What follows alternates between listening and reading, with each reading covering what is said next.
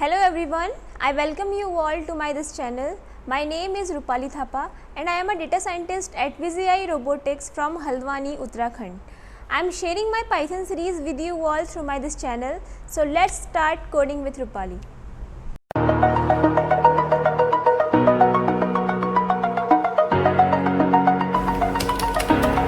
In my previous video, I told you about union, intersection and difference and their updation.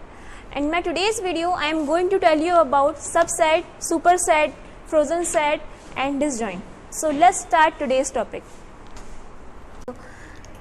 If we talk about subset and superset in Python, तो जानते हैं subset is a collection of elements that belong to another set. और अगर हम पहले बात करेंगे superset की, सुपरसेट हमारा कोई भी एक सेट, हमने एक सेट क्रिएट करा है, जैसे कि यहाँ पर ये सेट बना रखा है हमने, ये एक सेट है, सेट 1. इसके एलिमेंट्स क्या क्या हैं 1, 2, 3 एंड 34. उसके बाद हमने एक दूसरा सेट बनाया है सेट 2, जिसमें हमारे एलिमेंट क्या है 3, 2 एंड 34. अब हमको पता करना है कि इन दोनों में से कौन सा सुपर सेट है एंड कौन सा सबसेट है. तो जैसे कि हम पता कैसे करते हैं कि कोई सेट किसी दूसरे सेट का सुपर सेट है या नहीं है, तो उसके लिए हम यूज़ करते हैं, जैसे यहाँ पर हम लिखा है set 1 dot is super set of set 2. हम इसमें पता करना चाह रहे हैं कि क्या सेट 1 इज सुपर सेट, क्या सेट 1 सुपर सेट है किसका, सेट 2 का. जब भी हम सुपर सेट या सबसेट का यूज़ करते हैं तो उनका जो आउटपुट होता है वो हमेशा ट्रू और फॉल्स की वैल्यू में शो होता है. जैसे ये है, इसको हमने रन किया तो इसका हमको आउटपुट मिला ट्रू. वो कैसे, अब इससे हम क्लियर करेंगे कि super set and subset actual में होते क्या हैं. तो हमने एक सेट बनाया था सेट 1, इसमें हमारे एलिमेंट क्या थे 1, 2, 3 एंड 34. सेकेंड सेट हमने क्रिएट करा, उसमें हमने एलिमेंट दिए 3, 2 एंड 34. उसके बाद हमने इसमें पूछा है कि क्या सेट 1 इज सुपर सेट, क्या सेट 1 सुपर सेट है किसका, सेट 2 का. क्या सेट 1, क्या ये ऊपर वाला सेट नीचे वाले सेट का सुपर सेट है, उसका जो आउटपुट आया है वो क्या है ट्रू. इसका मतलब जो सेट 1 वो सेट 2 का सुपर सेट है. वो कैसे, पहले इनकी डेफिनेशन पे आते हैं. अब तो डेफिनेशन बोलता है कि in Python a subset is a collection of element that belong to another set. Subset क्या होता है, सबसेट एक ऐसे एलिमेंट्स का कलेक्शन होता है जो कि हमारे दूसरे सेट के एलिमेंट्स जो हमारे दूसरे सेट से बिलोंग करते हैं. जैसे यहाँ पर है, यहाँ पर हमारा सेट 1 था, यहाँ पर 1, 2, 3 एंड 34 इसके एलिमेंट्स थे. सेकेंड सेट हमने जो क्रिएट करा, इसके एलिमेंट हमने क्या क्या दिए 3, 2 एंड 34. जब हम इसके एलिमेंट्स को कंपेयर करेंगे तो आप देखेंगे कि सेकेंड सेट जो हमने क्रिएट करा था, इसके एलिमेंट्स 3, 2 एंड 34, तीनों एलिमेंट्स ऐसे एलिमेंट्स हैं जो कि हमारे इस सेट में प्रेजेंट हैं. तो सबसेट ऐसा सबसेट उसको कहते हैं जिसके सारे एलिमेंट जो हैं दूसरे एलिमेंट्स से बिलोंग करते हैं. मीन्स इसके जितने भी एलिमेंट होंगे वो सारे के सारे हमारे इस सेट के अंदर से मिले होते हैं. अगर इसका एक भी एलिमेंट इस वाले सेट के एलिमेंट से डिफ़र होता है, मान लिया जाए 3, 2, 34 और यहाँ पे हमने एक और एलिमेंट ऐड कर दिया, मान लीजिए 6 ऐड कर दिया, जो कि हमारे इस सेट में प्रेजेंट नहीं है, और उसके बाद अगर हम इसमें टाइप करते हैं कि सेट 2 सेट 1 का सबसेट है या सुपर सेट है, तो इसका आउटपुट हमको मिलेगा फॉल्स. तो सबसेट में क्या होता है, जो सबसेट के जितने भी एलिमेंट हैं वो सारे के सारे एलिमेंट हमारे फर्स्ट सेट में प्रेजेंट होने चाहिए, तभी वो सेट हमारे दूसरे इस सेट का सबसेट कहलाया जाता है. उसका अपोजिट जितने जो हमारा सबसेट होता है, सबसेट का जो जिस सेट का वो सबसेट होता है वो मेन सेट क्या कहलाया जाता है, सुपर सेट. जैसे यहाँ पर सेट 1 हमारा सुपर सेट है एंड सेट 2 हमारा सबसेट है.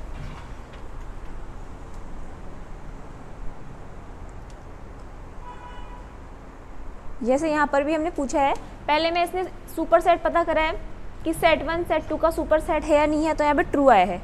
क्यों, क्योंकि जो सेट 2 है उसने अपने सारे एलिमेंट्स कहाँ से यूज़ कर रखे हैं, सेट 1 के ही यूज़ किए हैं. उसका एक भी एलिमेंट इससे डिफ़र नहीं है, तो इसीलिए सेट 2 जो है सेट 1 का सबसेट है, और इसी तरीके से सेट 1 जो है सेट 2 का सुपर सेट हो जाएगा. सेकंड हमने यूज़ करा है इस सबसेट, यहाँ पर भी हमने सेम लिए 1 2 3 4 इसके एलिमेंट है। सेट 2 में 3 4 5, यहाँ पर देखिए 3 4 5, सेट 2 में हमने एलिमेंट क्या लिए 3 4 5, इसमें हमारे सेम एलिमेंट क्या 3 4, 3 एंड 4 तो ऐसे एलिमेंट है जो कि हमने इस सेट से लिए हैं, बट यहाँ पर हमने एक एलिमेंट जो है अलग डाल दिया, क्या है 5 हमारा इस सेट में प्रेजेंट नहीं है। उसके बाद हमने यहाँ पे पूछ रहे हैं कि क्या सेट 2 सेट 1 का सबसेट है, तो उसका हमको आउटपुट मिल रहा है फॉल्स, नहीं, क्योंकि उसने जो है एक एलिमेंट यहाँ पर जो है डिफर डाल दिया है उस सेट से, इसलिए ये वाला सेट जो है इसका सबसेट नहीं है। अब आते हैं सॉर्ट द सेट। सॉर्टिंग कैसे करते हैं? A set is an unordered collection of data items, जैसा कि आपको बताया है सेट के इंट्रोडक्शन में कि सेट जो है एक अनऑर्डर्ड आइटम का कलेक्शन होता है। हमारा लिस्ट जो है ऑर्डर्ड में था और हमारा सेट जो है एक अनऑर्डर्ड आइटम्स उसमें होते हैं। So there is no point in sorting it, तो उसमें कोई शॉर्टिंग का तो कोई मतलब ही नहीं हुआ। If you still want to sort it using the sorted, आप अगर तब भी आप उसको शॉर्ट करना चाहते हैं तो आप यूज़ कर सकते हैं shorted method, but this method will return the list. लेकिन जब आप शॉर्टेड यूज़ करोगे तो वो क्या करेगा, उस सेट को लिस्ट में आपको रिटर्न करके देगा, वो सेट को चेंज नहीं करेगा, बस आपको आउटपुट में शो कर देगा लिस्ट में। जैसे यहाँ पे करा है ना कि हमारा जो सेट 1 हमने क्रिएट करा था ऊपर, उस सेट 1 को इसने क्या करा, मैंने शॉर्टेड करवाया, सेट 1 को शॉर्टेड मेथड से यूज़ करा है, तो इसने क्या करा, शॉर्टेड ने यहाँ पर उस सेट को एक ऑर्डर में दे दिया है, लेकिन किस फॉर्म में दिया है, लिस्ट के फॉर्म में दिया है, लिस्ट के ब्रैकेट्स में दिया है। बट इसका मतलब ये नहीं है कि उसने उस सेट को ही चेंज कर दिया, उस सेट को उसने लिस्ट में चेंज नहीं करा है, उसने बस एक हमको सॉर्टेड यूज़ करके इस सेट का एक ऑर्डर्ड फॉर्म हमको शो कराया है। उसके बाद मैंने इसी सेट को यहाँ पर प्रिंट करवाया है ताकि ये भी क्लियर हो कि हमने यहाँ पर सॉर्टेड यूज़ करके सिर्फ उसको शो करा है ऑर्डर्ड फॉर्म में, लिस्ट में। और उसके बाद मैंने जब इसको सेट को यहाँ प्रिंट करवाया तो ये भी शो हो रहा है कि हमारे इस ओरिजिनल सेट में कोई चेंजेस नहीं आए हैं, वो एज इट इज़ ही है, उसकी कोई फॉर्म चेंज नहीं हुई है, वो सेट में ही रहेगा। वो बस यहाँ पे जब हमने सेट सॉर्टेड यूज़ करा तो उसने क्या करा, लिस्ट की फॉर्म में हमको बस ऑर्डर्ड वे में उसको एक शो कर रखा है।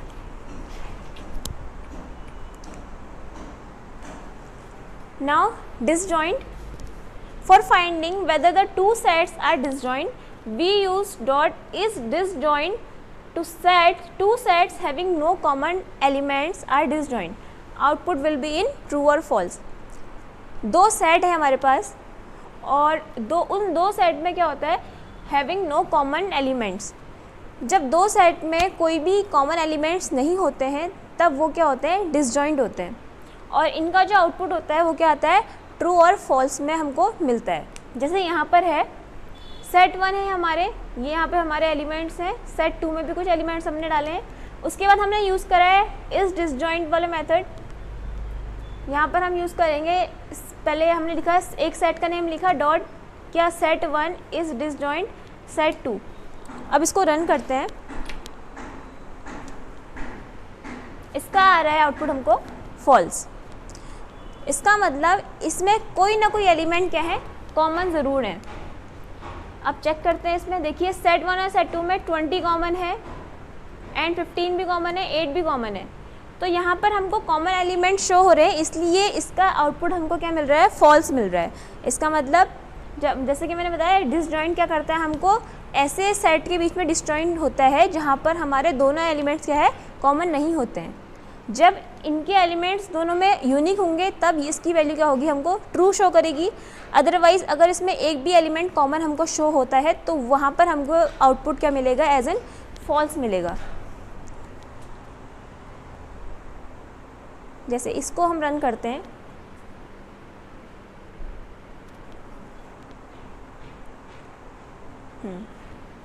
सेकेंड वाले हमने जो यूज़ करे हैं, दो सेट हमने क्रिएट करे, यहाँ पर भी हमने डिसजॉइंट यूज़ करा है।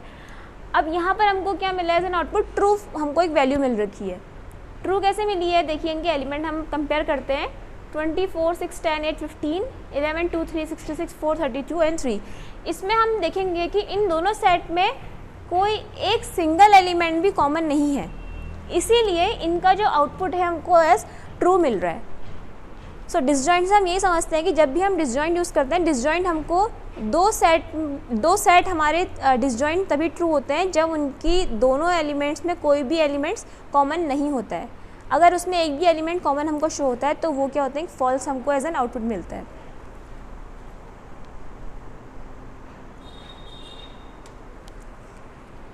अब आते हैं फ्रोजन सेट में। हमने एक सेट में एक कैरेक्टरिस्टिक पढ़ी थी कि सेट खुद तो म्यूटेबल डेटा टाइप होता है, बट उसके अंदर के जो एलिमेंट्स होते हैं वो इम्यूटेबल होते हैं। ठीक है, मीन्स हम सेट के अंदर सेट को नहीं डाल सकते थे क्योंकि सेट खुद म्यूटेबल है। सेट के अंदर हम लिस्ट नहीं डाल सकते थे बिकॉज लिस्ट भी म्यूटेबल है। तो जब हम फ्रोजन सेट की बात करते हैं, फ्रोजन सेट जब हम एक नॉर्मल सेट को फ्रोजन सेट में कन्वर्ट करते हैं तो वो क्या होता है, एक इम्यूटेबल सेट बन जाता है। उसके बाद हम क्या कर सकते हैं, अब हमने एक सेट को फ्रोजन सेट बना दिया और उसको क्या कर दिया, हमने एक इम्यूटेबल सेट बना दिया। अब हम क्या कर सकते हैं, हम एक फ्रोजन सेट को जो है एक नॉर्मल सेट के अंदर इंसर्ट कर सकते हैं। क्यों? क्योंकि हमारा जो सेट में जो रूल होता है, सेट के अंदर के जो एलिमेंट हैं वो इम्यूटेबल होने चाहिए। तो हम जब फ्रोजन सेट में उसको कन्वर्ट करते हैं तो वो एक इम्यूटेबल सेट बन जाता है। सो frozen set is a unordered collection of immutable unique items. We can create a frozen set using the frozen set function which takes a single iterable object as a parameter. Frozen set एक immutable set होता है. Frozen set is an unordered collection of immutable unique items. Frozen set भी एक unordered collection होता है immutable elements का, and we can create a frozen set using this frozen set function, और which takes जिसमें जो कि एक एज अ आर्ग्यूमेंट वो एक सिंगल आइटरेबल टाइप लेता है. तो एज एन एग्जांपल हम इसमें लेते हैं इसको, जैसे यहाँ पर हमने एक सेट बनाया है रेनबो. यहाँ हमने बनाया है एक सेट रेनबो. रेनबो के अंदर हमने कुछ एलिमेंट्स हमने दिए हैं. अब हमने यह करा है, एक दूसरा वेरिएबल लिया है एफ सेट के नेम से. हम वेरिएबल कुछ भी ले सकते हैं अपने हिसाब से. तो हमने यहाँ पे क्या करा है, एफ सेट इक्वल्स टू, यहाँ पर हमने फ्रोजन सेट फंक्शन यूज़ कर दिया, फ्रोजन सेट, एंड देन उसके अंदर हमने क्या कर दिया, इस किसको दे दिया, इस सेट को यहाँ पर दे दिया पैरेंथेसिस के अंदर. जैसा कि मैंने अभी रूल बताया, जैसा कि यहाँ पे लिखा है, फ्रोजन सेट के अंदर जो है हम as an argument single iterable type object को ही ले सकते हैं. तो यहाँ पर हमने किसको दिया है, रेनबो. रेनबो क्या है यहाँ पे, रेनबो यहाँ पे एक नॉर्मल सेट है. और मैंने बताया था कि लिस्ट, सेट, डिक्शनरी ऐसे डेटा टाइप्स होते हैं जो कि आइटरेटिव होते हैं. तो यहाँ पर जो है हमने फ्रोजन सेट के अंदर एक आइटरेटिव टाइप जो कि क्या है, एक सेट है, रेनबो एक सेट है यहाँ पे नॉर्मल, मैंने उसको एज अ आर्गुमेंट पास किया है. यहाँ पे मैंने फ्रोजन सेट फंक्शन यूज़ करा. अब मैं प्रिंट कराऊंगी इस एफ सेट को जिसके अंदर मैंने इस फ्रोजन सेट को क्रिएट करा है. मैं इसका यहाँ पे क्लास भी प्रिंट करवा दी हूँ और इसको रन करेंगे तो देखिए, अब यहाँ पे मैंने प्रिंट करवाया एफ सेट. एफ सेट हमारा क्या था, एफ सेट के अंदर हमने क्या करा था, इस सेट को फ्रोजन सेट फंक्शन यूज़ करके इसको फ्रोजन सेट में कन्वर्ट कर दिया था. और उसके बाद इस वेरिएबल को हमने प्रिंट करवाया, तो इसका आउटपुट ये है. इसके बाहर जब भी एक फ्रोजन सेट में कन्वर्ट होगा तो उसके बाहर से फ्रोजन सेट लिख के आता है और उसके अंदर हमारे बाकी के एलिमेंट्स जो भी हमारे उस सेट में होंगे. और यहाँ पर मैंने इसकी क्लास प्रिंट करवाई थी जो कि यहाँ पर एज एन फ्रोजन सेट लिख के हमको शो हो रहा है. तो हम फ्रोजन सेट का जब भी हम फ्रोजन सेट में कन्वर्ट करेंगे तो हम उस रूल में काम कर सकते हैं कि जब हम कहते थे कि सेट के अंदर सेट को हम इंसर्ट नहीं कर सकते थे, तो हम वहाँ पर इस चीज़ को यूज़ कर सकते हैं कि अगर हमको किसी सेट को किसी सेट के अंडर इंसर्ट करना है तो हम उस पर्टिकुलर सेट को जो हमको एक किसी सेट के अंडर डालना है तो हम उस सेट को जो है पहले फ्रोजन सेट में कन्वर्ट कर सकते हैं. अब क्या हो गया, ये फ्रोजन सेट क्या हो गया, एक इम्यूटेबल टाइप बन गया है. तो अब आप इस फ्रोजन सेट को किसी नॉर्मल सेट के अंडर डाल सकते हैं. जैसे कि यहाँ पे लिखा भी है, in case we try to add another set as an element to a set then we get the type error that is unhashable type.